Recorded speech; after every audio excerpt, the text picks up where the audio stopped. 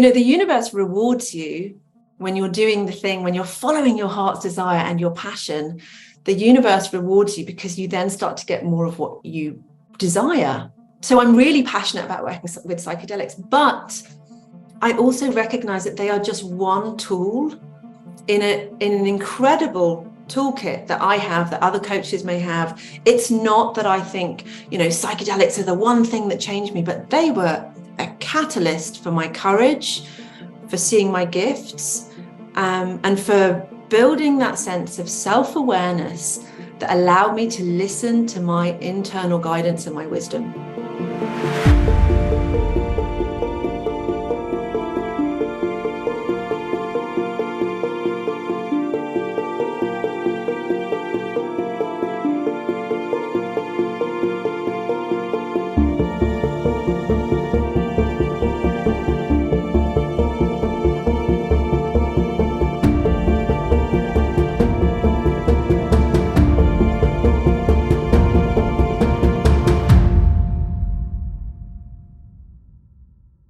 Hi, everyone. Welcome to another episode of the Psychedelic Conversations. We have Nasreen El-Mariesh in the house, also goes by the name Naz. Thank you for being with us. It's a pleasure to have you. Oh, I'm so pleased to be here with you, Susan. I love talking to you, so it's my absolute pleasure. Thank you so much for creating this time to share with us. And let's dive in. So just a quick context about your background. I will just say a few things about your bio, but of course, as always, your full bio will be in the show notes and your links and everything else that our listeners may find it interesting to connect with you. So Nasreen is a coach certified by the Psychedelic Coaching Institute, specialising in psychedelic integration, women's empowerment and relationships. She's also the co-founder of Women Are the Medicine, also the director of the boutique festival, Wellbeing By The Lakes, which is also happening this September, between 7 and 10 September, and which I cannot wait to dive in because I'm really excited about that. We'll talk about that too. For now, Naz, what would you like to share with our audience, and maybe like your personal story coming into the space? Yeah, what brings you to this work? Oh, thank you for the opportunity to share it. So, and by the way, I love it when I hear my bio being read out because I'm like, oh, wow, she sounds amazing. Often we don't recognize how far we've come. And, psychedelics for me have been a really big part of my journey that's been unfolding. So my story with my relationship with psychedelics, and then that has helped me on a personal level and also given me the passion to work with it and combine it with my coaching, is that I was one of those people for whom on paper it looked like I had everything: a wonderful partner, a great job, a great lifestyle. I live in a really beautiful part of the UK in the South Coast in Dorset. But I would wake up in the morning and I would just feel anxious and as if there was something missing, as if there was a part of me that was just like out of tune. Like my life might have been a piece of music, but somewhere amongst the ensemble there were a couple of instruments that were out of tune, and it just meant the music that my life wasn't as pure and as beautiful as I wanted to be. I suppose I felt misaligned, if you want to use that kind of coachy language. So I started to delve into exploring coaching and self-development, and I think I came across an article around microdosing. And I happened to, at the same time, meet someone who gave me some LSD, some liquid LSD. And I said to my husband, my boyfriend at the time, and my husband, let's try microdosing with this. I knew nothing about it. I was a complete and utter virgin when it came to like psychedelics, even recreationally.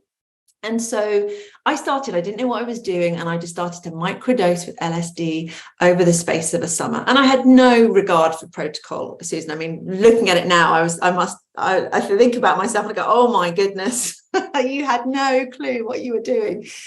But the result was quite astounding. And I know not everyone has this experience with psychedelics. It can sort of amplify the anxiety. But for me, what happened was I felt like the the clouds lifted, and I was able to wake up in the morning and see really clearly that actually there were parts of my life that I wasn't happy with. Like, actually, my job, although it was a great job, it wasn't fully aligned for me. It wasn't really calling on my passions. So I decided to take some time off. I did some really fun things. I was a food journalist for 6 months, going on all of these amazing press trips. And when I came back, I really decided that I wanted to hunker down and focus on my retreat business, which I had at the time. So I invested in myself for some coaching training. I developed a coaching business. And at this point, I'd kind of parked the psychedelics part of it. So even though it allowed this blossoming and this like awakening, it wasn't like I then went, oh my God, I have to share this with everyone. I know it can happen for people. But really, I went on this journey of courage. I have to say, I think it was courage. I think it was, what have I got to lose by following my passions and taking the signs that if I'm really enjoying something and I'm good at it, maybe that's the thing that I'm meant to be doing. So my retreat business really took off. My coaching business, this was just before COVID, exploded online. And I started to think, okay, what could I do that's going to help me to help other women who are in a similar position to me? And I went, oh, I remember, God, I microdosed. Let me look into that. And I happened to be on the Third Wave website. They're a brilliant resource for anyone looking at working with psychedelics. And they had this coaching program for integration. And it was for existing coaches. And I was like, okay. And it's got a retreat. And so I just followed that instinct, that kind of spark, that intuition that said, this is really going to be really good for you. I went on that. I underwent that training. That's where I met my business partner, Rachel. We've started Women in the Medicine. I now also work with the Third Wave as a facilitator. I work with them on their coaching program. So, the universe rewards you when you're doing the thing, when you're following your heart's desire and your passion. The universe rewards you because you then start to get more of what you desire. Okay. So I'm really passionate about working with psychedelics, but I also recognize that they are just one tool in an incredible toolkit that I have, that other coaches may have. It's not that I think, psychedelics are the one thing that changed me, but they were a catalyst for my courage, for seeing my gifts, and for building that sense of self-awareness that allowed me to listen to my internal guidance and my wisdom. I love that. That's amazing. Thank you so much for sharing.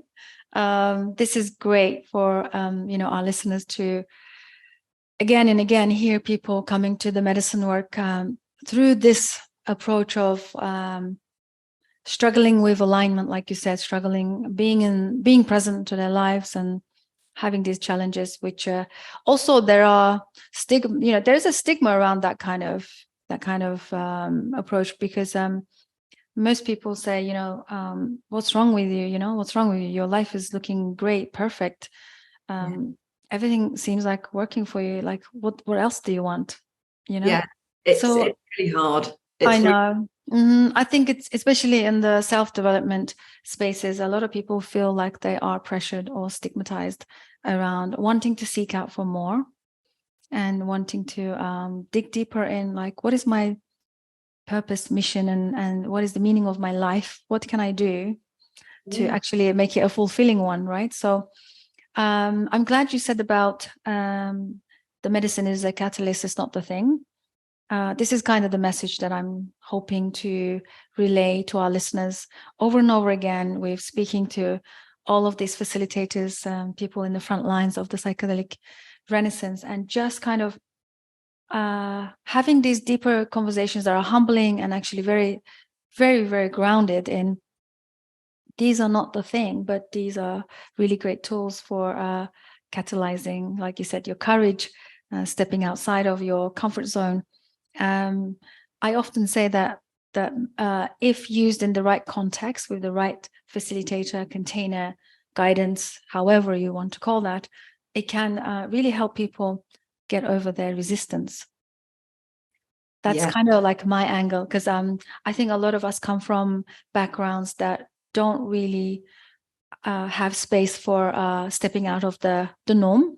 Or because, you know, like it goes back to our tribal wiring of like, you can't leave the pack because everybody looks the same, dresses the same, 9-to-5 job.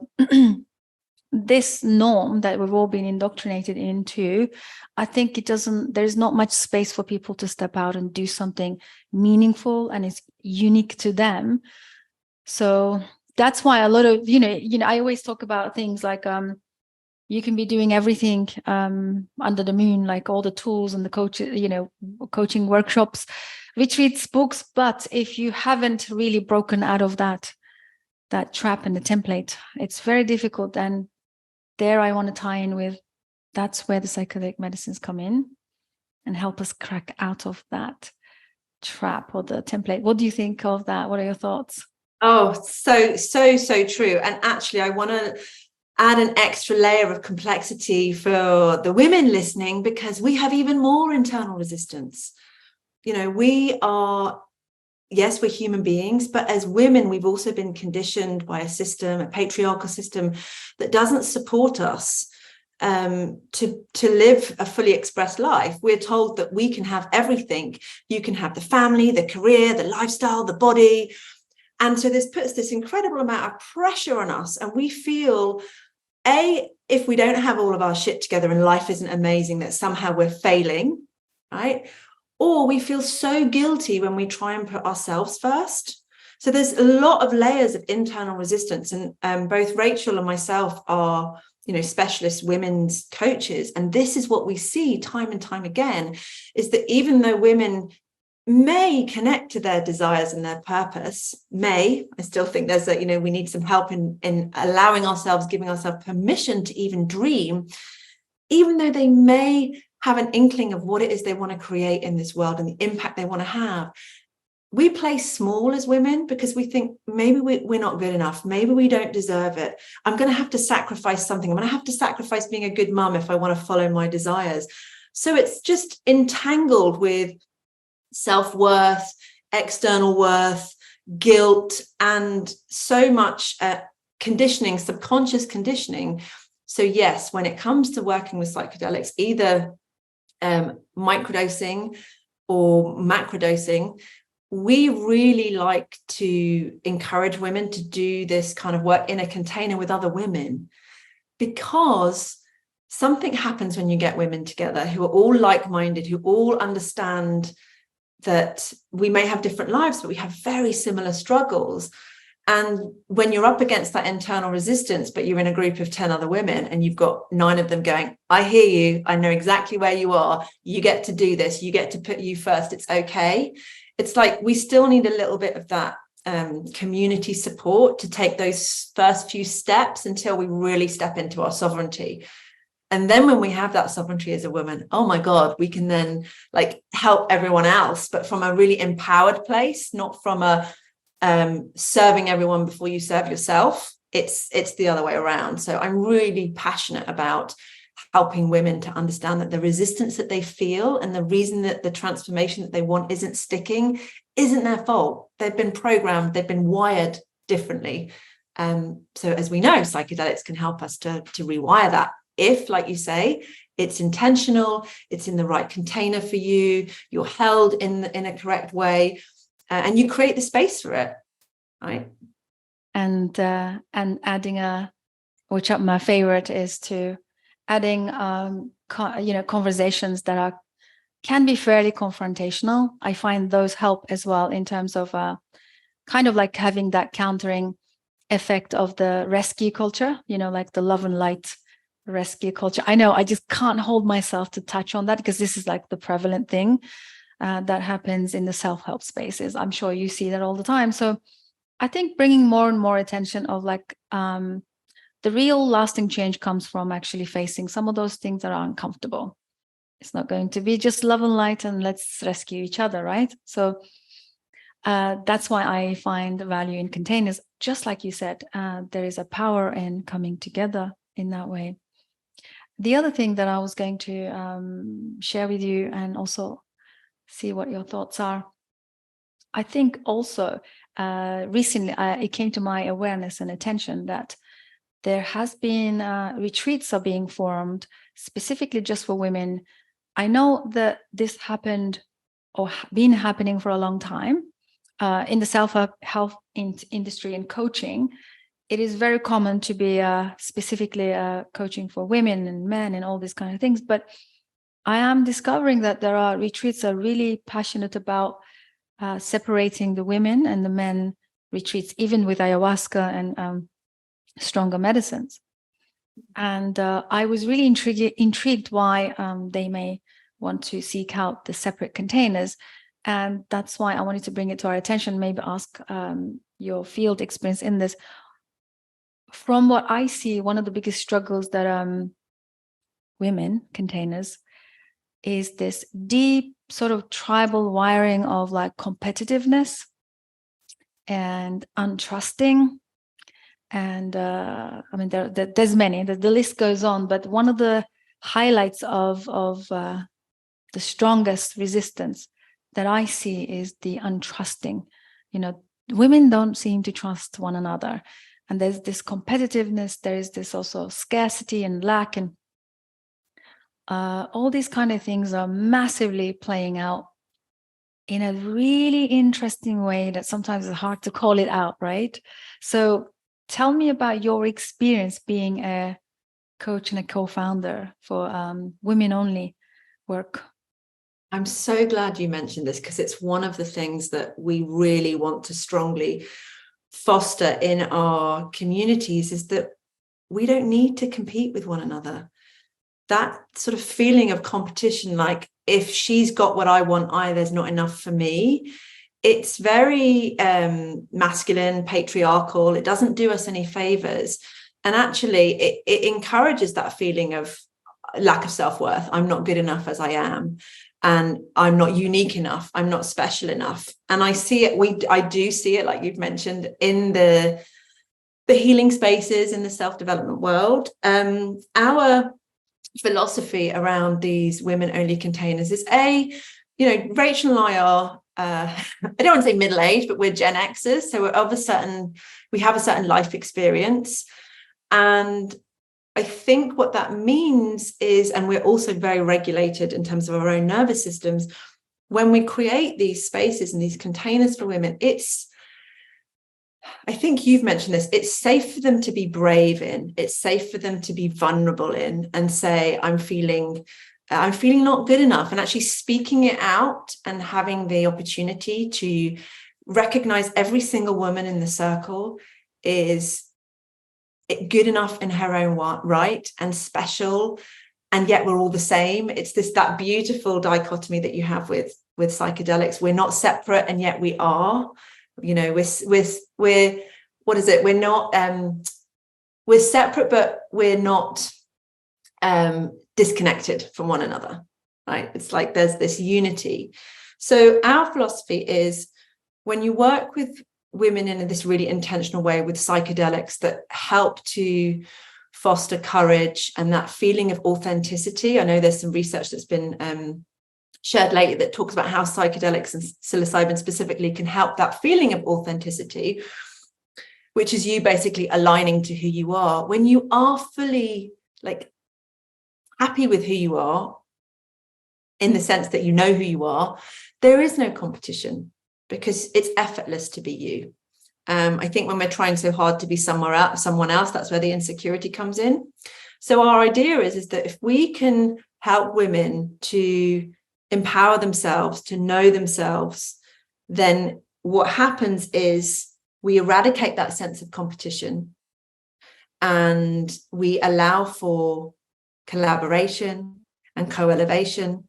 So whilst it may start with that individual transformation, it very, very quickly becomes something much greater than ourselves. And I think that's actually what women are really great at doing, is creating community.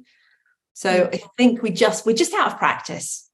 We're out of practice from gathering. I love that. I love that. Yes, out of practice. We've been long distant by this ancient practices of gathering. I mean, the interesting thing is women are also really, really open and willing for quick gatherings, the kinship, and they have the skill, just because, I don't know, maybe because biological makeup allows, or, kind of fosters that kind of openness and connection quicker. And there's this, once we get things in alignment, I know that so many beautiful things can unfold from there on. But of course, always, one of the things that obviously I see in my facilitation is a lot of people come to medicine wanting to, quickly fix the thing they are challenged with, and then move on to the thing over there, and, grab that thing that, reach and get there quickly. It's almost like there is an end goal to why even coming to the psychedelic medicine. But then, bringing and shedding light into, but maybe we need to do some basement decluttering first. Like, let's, that's kind of my concept that came through, doing all this, shedding the layers and coming into the authenticity and breaking out of your conditioning. It just feels like basement decluttering. So there is this whole process of doing that and then stepping into this beautiful collaboration, right? So I'm sure you guys see the same.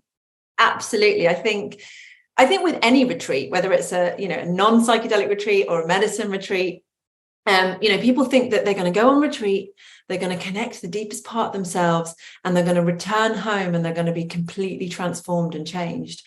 And actually what happens is you can connect to the deepest parts of yourselves, but you have this realization, this knowing that if you want to return to that place of home within you, is that we have to start changing now. So it's like after the retreat is when the work starts. And I think this is, Rachel and I, we're not facilitators. We have facilitated. We do small group ceremonies, but we work with incredible medicine women whose skill is really to hold that space. What we're specialists in is that integration. Our emphasis is very much on, there's a preparation phase for an experience. There is the peak experience, the journey itself, whether that's a 4-day or a week's container. And then usually what happens and what we see in other, with other experiences, is that they have a couple of calls and then that's it. They kind of leave, everyone's left to their own devices. For us, that is the most important piece. We have this long tail of integration support that is, and our speciality is around the coaching, and that simple, small, minor, but embodied transformations that mean after 6 months, you continue to have that connection that you fostered with yourself on the medicine retreat. And it hasn't just fallen through your fingers like sand, right? Because that's what happens if you try and if you don't do any integration, you just you're back at square one again. Yeah. And how do you achieve that with someone, just to, metaphorically speaking, giving an example of an individual who has so much at stake if they change? Yeah. Well, right. That's this part of the resistance, yeah. right? Working with that. And it's often why people don't want to change full stop, is that actually they want the result that change is going to bring. They want the end result, but they're not prepared to do that bit in the middle, because that might mean letting go of parts of themselves. So you really do need some support and guidance. And this is why, again, it's so helpful to have community, because the minute you are not alone in this, and that you are with another 9 or 10 other brave souls all doing similar work, you're galvanized by that. So we shouldn't be trying to do everything individually. Like I think we're wounded in community, and we need to heal in community. We keep trying to separate ourselves and do individual work, and actually it's so much more effective in community. Absolutely. I couldn't agree more. I always say that the trauma is a relational response, and then you're going to need to go into a relationship with other bodies. It has to come from a relational container. So I love that. So yes, so a quick window opening to those individuals who have been dabbling in medicines. You know, there is a growing type of people that are continually exploring different medicines quite frequently, actually, on different levels. We have a term for that, like a psychedelic shopper. We call them psychedelic shopper, right? Again, coming from that consumerism mindset, but also like as a human being, I understand why. Like I understand because, you know, as we touched on, there is a lot at stake if they change. You know, there's a risk of losing home, losing relationship, losing kids, losing finances, losing businesses. Like there's a lot at stake, you know. And I feel like one of my biggest concerns and the passion in the space is like, how do we talk enough about this container and the integration with other people and the importance and the value of that? Like we need to, I feel like we need to completely, like on this, like a broken record, continually repeating ourselves to say, look, it is not going to come from doing this alone, because we also know that psychedelic medicines can lend themselves to amplifying the thing that you don't want, right? Those tendencies, the anxiety, the stress, the depression. Even if there is a underlying hidden mental health disorder, guess what? It's going to be amplified. So you need accountability. You need other, you know, containers with other people in relation so that they can point out things, because we're so deceived inherently that it's so difficult. So please share your thoughts on that, because something that I, like I said, like a broken record, I keep repeating myself, but this is the message that we need to get it out there for those people who call to the medicines, right? Yes. The medicines, they may be magic, they may be mystical, beautiful, profound, unexplainable, ineffable things that we just have no words to describe, but they are not a magic pill. And unfortunately, we've been sold, even now, there's all this hype around psychedelics. The psychedelic renaissance is so, like, it's being over-egged, right? The importance of integration and actually picking the right medicine and working with the right people and making sure the container is right for you, and absolutely just making sure that you are giving yourself the space and the time for this transformation, that you know what is involved. I think, you know, Rachel and I sometimes pop into integration circles that are offered by various organizations, and it's very clear to us that there are people who are potentially being cavalier in their attitude towards working with psychedelics, who haven't done enough research, who think that because maybe they have some recreational experience of psychedelics, that it's just going to be a fun journey. And off they go to Peru and they go and do ayahuasca, and they come back and they are blown wide open and they have no support and they don't know how to handle all these things that they're feeling. I mean, these are complex medicines that, you know, you wouldn't go into a pharmacy and just start helping yourself to all of the pharmaceuticals, right? It's the same thing. You've got to know, you've got to go to a guide and really be intentional about why you're working with this substance. Have you created the space? Have you got the framework? I'm very, very cautious about working with people. I like to make sure that they're a good fit for us, and Rachel's exactly the same. And usually the best quality is that they listen.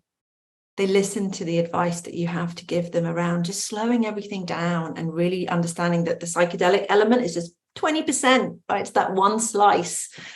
But it has the potential, right, to blossom. We use the analogy of, you know, growing a garden and planting the seeds. And because we're in this society where we want everything so quickly, it's like instant gratification. It's like the equivalent of planting a seed and then watering it once or twice and expecting to get this incredible plant and to be able to pick fruits off it the following week.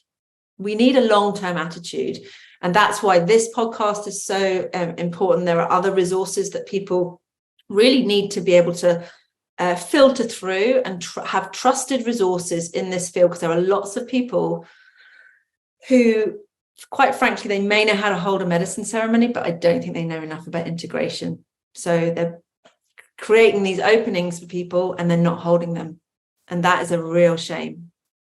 I love that. And thank you for being really honest, because this is what's really going to help us move through and come to some kind of a coherent frameworks in the future as we are experiencing psychedelic renaissance. And I was just going to talk to you about what are your thoughts on the current wave of the psychedelic renaissance, and what you shared already talks to this, and also professional question, like a professional question, meaning of, based on your experience, how do you deal with people who come into it with this extreme big expectation as a one-time fix, like a quick fix transformation overnight?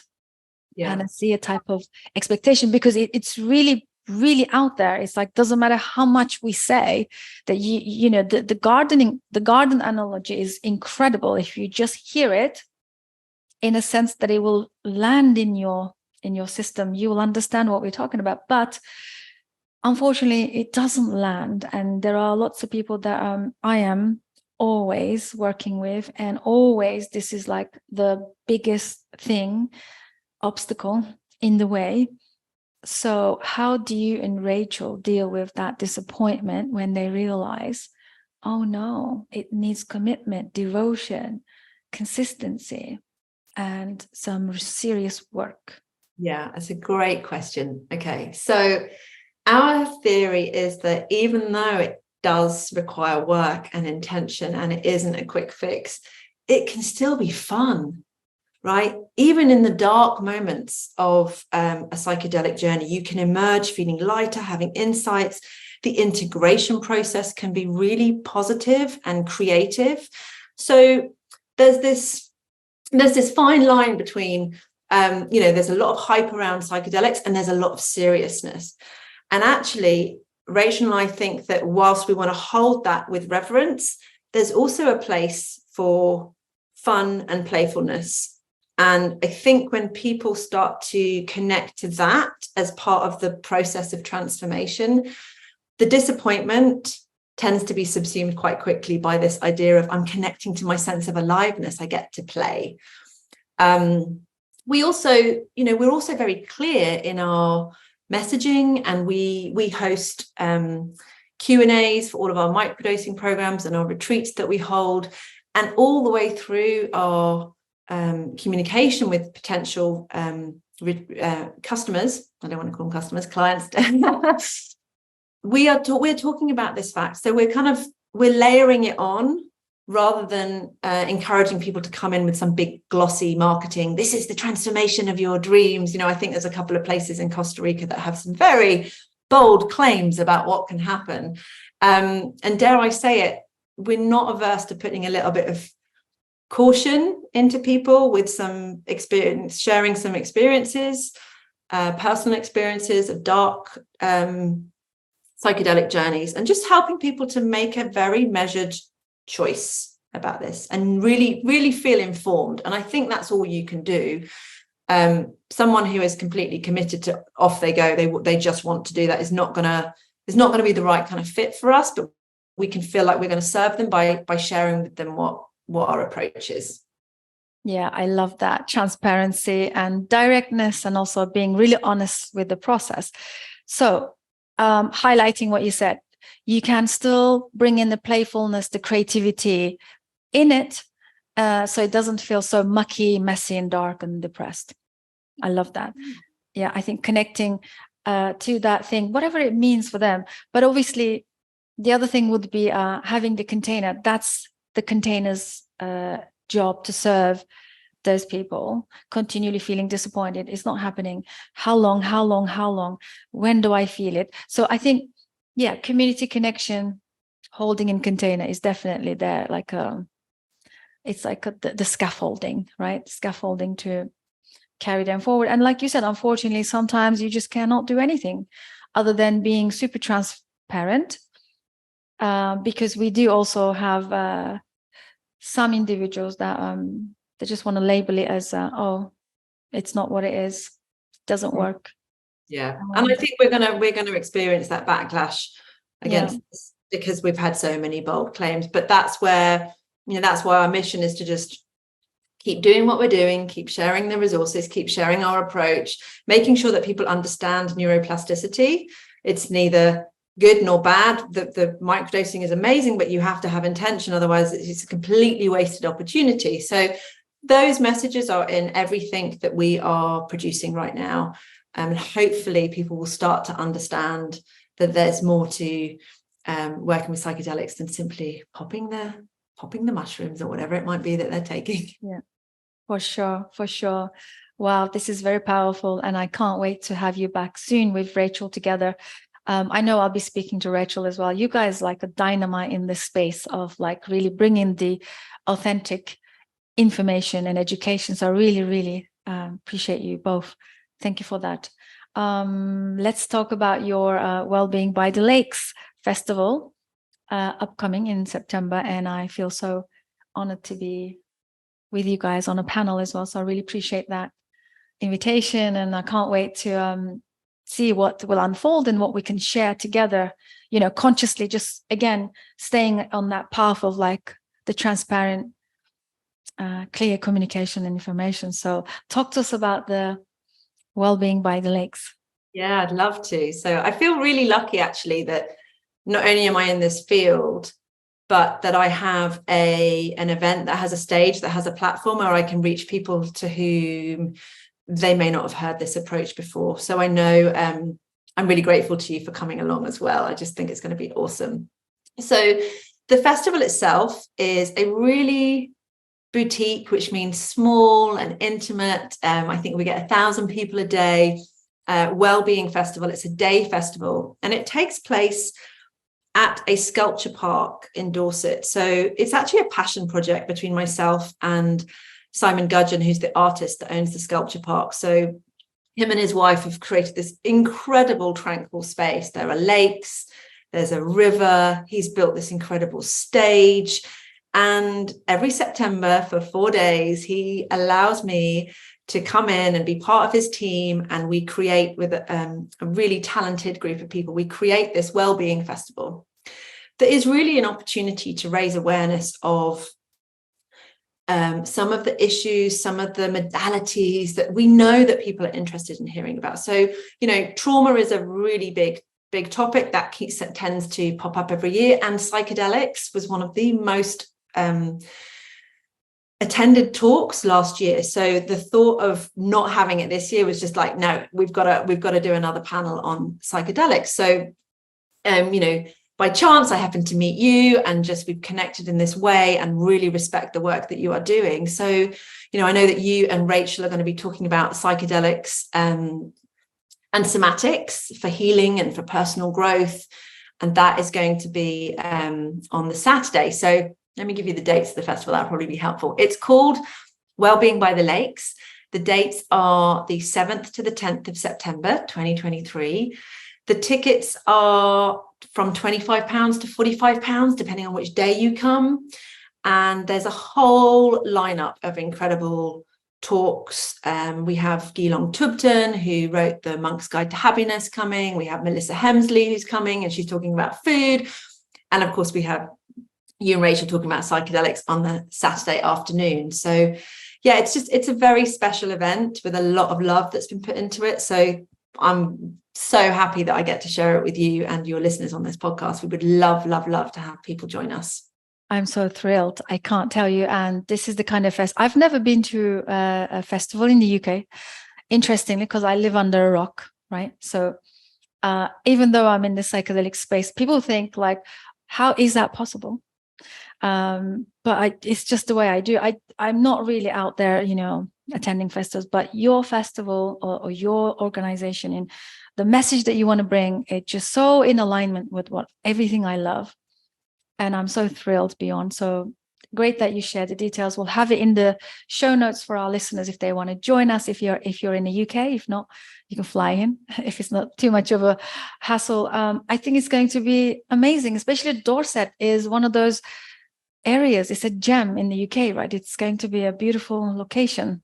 It's a really beautiful, beautiful rural location. And the thing about Dorset is, we have beautiful beaches. We're quite a sleepy little county. And part of my mission was to, whatever corners of influence I have in my life, I really want to spread the word of psychedelics. I really want to spread the word of the things that have helped me in my life. And that's psychedelics, that's gathering, that's women, that is looking after your health and your well-being. And I just want to say, it is a festival, but it is not like other festivals. We are not, like, our target audience tends to be the slightly older crowd, 40 plus. Everyone is super chilled. It is not about going there and listening to bands and getting intoxicated. It very much is about going there and just soaking up the vibe and allowing yourself to be called to do whatever modality or practice intrigues you, right? This is like about opening your eyes. And that's, part of this mission that we're on with psychedelics, is to help open people's eyes to the possibilities of working with them for personal growth. You don't have to have a mental health issue in order to benefit from working with psychedelics. Yes, absolutely. That's wonderful. Okay, so Naz, this is beautiful. Thank you so much for sharing everything. And as we're coming to the end of our conversation, please tell us, where can our listeners find you and your work with Rachel, some of the things, projects, upcoming offerings.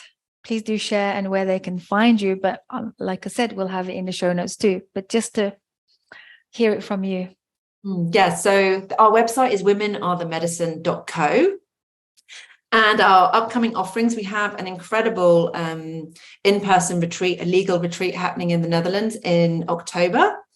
So there's information about that coming out very soon. And people can follow us on Instagram at Women Are The Medicine.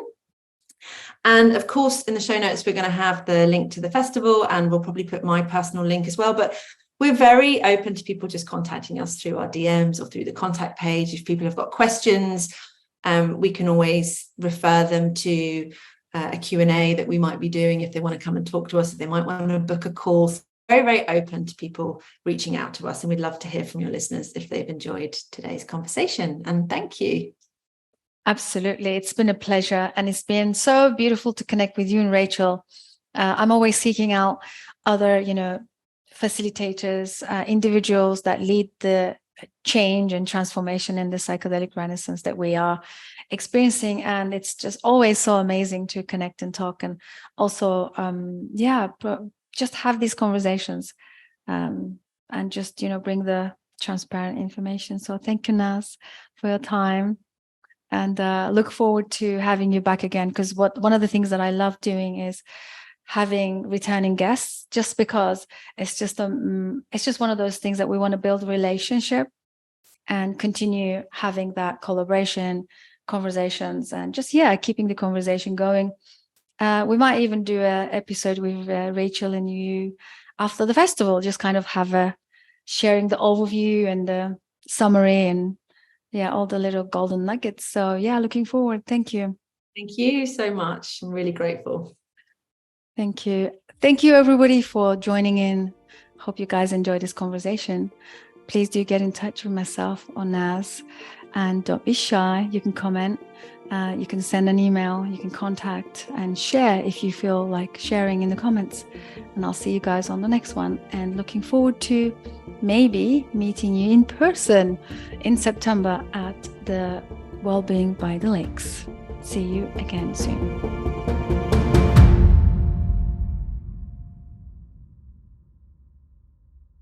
Thank you so much for joining us. Psychedelic Conversations podcast is designed to educate, inform, and expand awareness. For more information, please head over to psychedelicconversations.com. You can also share with your friends or leave a review so that we can reach more people. You can also join us in our private Facebook group to keep the conversation going. This show is for information purposes only, and it is not intended to provide mental health or medical advice. Thanks for listening.